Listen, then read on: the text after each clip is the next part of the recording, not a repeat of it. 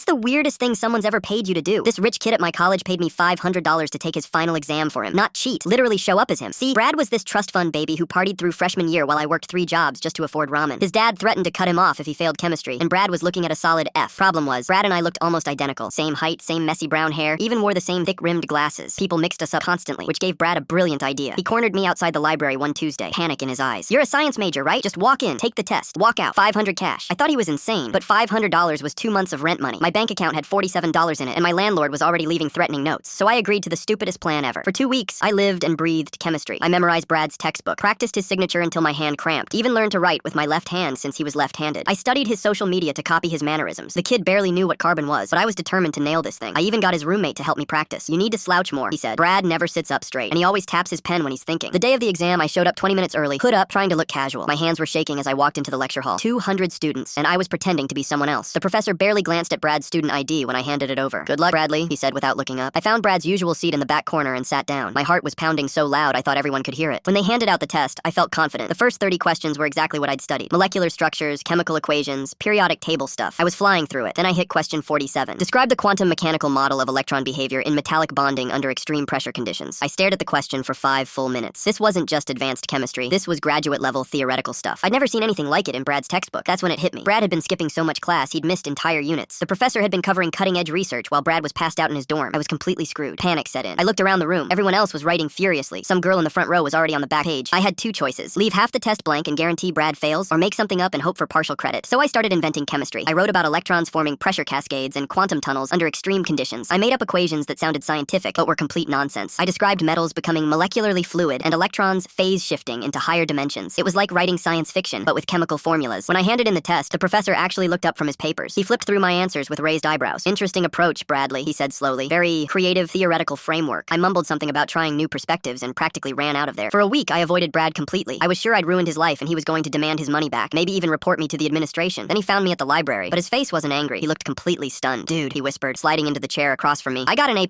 I nearly choked on my coffee." "What?" He pulled out his phone and showed me the grade portal. 98%, highest score in the class. "The professor wants to meet with me about my innovative theoretical insights," Brad continued. "He thinks I'm some kind of chemistry genius now." Turns out my random made-up answers had accidentally described some cutting-edge quantum chemistry theory that the professor was researching for his PhD thesis. My complete nonsense about electron behavior under pressure was apparently remarkably prescient and showed deep understanding of emerging theoretical frameworks. Brad was now being recruited for the professor's research team. He handed me an envelope with $700 instead of $500. "Bonus for making me look like Einstein," he grinned. 6 months later, Brad switched his major to chemistry and actually started attending classes. He's now in graduate school studying quantum molecular theory. Sometimes the best way to succeed is to fail so spectacularly that you accidentally discover genius.